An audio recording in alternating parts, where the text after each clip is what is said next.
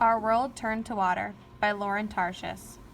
11-year-old Addison Bodos was up to her neck in freezing, filthy water. It was August 13th, 2016. Floods were sweeping across Louisiana in Addison's Baton Rouge neighborhood. The waters had risen quickly. Now, she and her parents, 2 brothers and sister, were trapped. They were caught outside their flooded house. Stinking brown water rushed all around them. Addison gripped a wooden post so the strong current wouldn't sweep her away. The water got higher and higher. "I've never been so scared," Addison says. How would she and her family escape? A rainy morning. 2 days earlier, a few people in Baton Rouge could have imagined their city would soon be in ruins. It was Thursday, August 11th. The sky was gray and rainy, but inside Episcopal School, the mood was sunny with excitement. It was orientation day. Students were there to meet new teachers and catch up with old friends. They wore crisp blue and plaid uniforms. Their hair was combed and curled for pictures. Addison was thrilled to start 5th grade. 6th grader Skylar Adams and his pals swapped stories of summer fun. Del Portwood, 17, was eager for his senior year on the football team. "We were also happy to start school the next day," said Mrs. Boudreau, who teaches 5th grade language arts. "We weren't worried about a little rain," she adds. What the teachers and students did not know was that the rain was part of a strange and dangerous storm system. Weather forecasters were growing more and more alarmed. The rain was extremely heavy. It was as if millions of fire hoses were hanging from the sky, all turned on full blast. Most worrisome, the storm was moving slowly. It meant it would hover over. Services sent out a flash flood warning for parts of Baton Rouge. Flash floods happen when large amounts of rain fall over a short period of time. All of a sudden, lazy rivers and quiet streams become powerful torrents of rushing water. Each year, an average of 130 Americans die in a flash flood. A disaster taking shape. Already 2 of Baton Rouge's main rivers, the Amite and the Comite, were rising over the banks. Those rivers connect to many small tributaries, creeks and streams and brooks that squiggle into almost all corners of Baton Rouge. A disaster was taking shape. The next day, Friday, most schools in Baton Rouge were closed because of flooded roads. Episcopal was one of them, but those who lived near Episcopal felt safe. Del lives near the school. "We had never flooded before," he says. Like Del, Skylar lives in an area that had always been safe from flooding. Addison does too. But soon, even safe parts of the city would be in grave danger. Skylar slept at a friend's house. On Saturday morning, he woke up to the sound of his phone. It was a call from his mom. "I'm outside," she said. "The house is flooded. Everything is gone." In Del's neighborhood near Episcopal, water rushed through the streets. The school's athletic fields turned into lakes. The Botos family woke up to see water down the driveway. Then the water began to rise quickly. "It just rushed in," says Mrs. Bodos. "The water caused the truck's engine to die." Water gushed up through the bottom of the truck.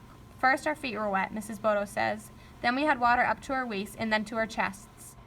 Being in a car or truck when even just a few inches of water are on a road can be dangerous. 2 feet of water can lift a pickup or SUV and turn it on its side. The truck can be swept away like a bath toy. Water pushing against the doors. This can make it impossible to open. People get trapped inside. Every year, dozens of people and vehicles lose their lives trying to escape floods. Stranded. Luckily, Mrs. Bodos managed to break a window. The kids in back got one of the truck doors open. 16-year-old Marcus grabbed hold of 8-year-old Brennan. Addison held tight to her mom. Her dad freed their 2 dogs from the crates in the back. The family pushed their way through the deep water. They moved back toward the house. Mr. Bodos got straps from his truck. He tied the people and dogs together so no one would be swept away. They had escaped from the truck, but now they were stranded, and the water was rising. Across the Baton Rouge area, emergency operators were getting frantic calls for help. "I'm stuck in my car. We're on the roof of our house. Please help us." From the sky, Baton Rouge seemed more like a lake than a city. Church steeples and rooftops poked out of the water. Partially submerged cars looked like sea creatures. In a nearby city, caskets from a flooded cemetery rose out of the soaked ground and flooded down the streets. A volunteer navy. The Bodos family huddled in the freezing water. It stank of oil and gas, and it was swarming with fire ants which stung their arms and legs. Hours passed. There seemed to be no escape. No one came to help them. Rescue workers were overwhelmed. Fire trucks were stranded. But soon the people of Baton Rouge began to mobilize to help each other. By mid-morning, a navy of volunteers had headed out to their own boats. Mrs. Boudreau's 22-year-old son, Elliot, was one of the volunteers. There were hundreds of them. They plucked neighbors from rooftops and cars. They climbed through windows to help elderly and disabled. They comforted crying children. They calmed nervous pets. In one of the boats, a friend of Mrs. Bodos rescued the family. They were taken to a gas station. When that area flooded, a second boat took them to a parking lot. Later that day, a huge army truck brought them to a fire station. Addison's aunt picked them up from there. It had been nearly 9 hours. At last, they were safe and dry. What can I do? Even before the floodwaters cleared, the Episcopal school community was coming together. Those who had been spared flooding helped those in need. Dell's family was lucky. Their house did not flood. All I could think was, how can I help? Dell says. What can I do? What can I do? The answer? A lot. All across southern Louisiana, thousands of people's homes were ruined. Many people lost everything they owned. Even a small amount of water in a home can cause major damage. When the water recedes, it leaves behind mud, oil, dead worms, and more. Carpets must be ripped out and replaced. Damp and moldy walls must be demolished. Students and teachers got to work. They helped people clean their homes, haul away trash, and salvage what they could. Donations poured in. It was amazing what people did for us, says Schuyler. His home took months to repair. That's just stuff. The Louisiana flood of 2016 was the worst natural disaster in the U.S. since Hurricane Sandy in 2012. The storm dumped 3 feet of rain in some areas. That's 3 times as much as fell during Hurricane Katrina in 2005. 13 people died. About 143,000 homes flooded. More than a year later, many people still struggle with the losses they suffered. 9 schools in the area stayed closed all year. Thousands of students were crowded into schools far from their homes. Compared with many others, the people of the Episcopal community were lucky. The school reopened a week after the flood.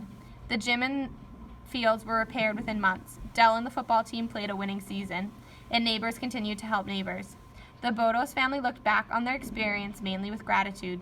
Addison lost some special things. She misses her jewelry, her dolls, and her Bible. But as her mom says, that's just stuff.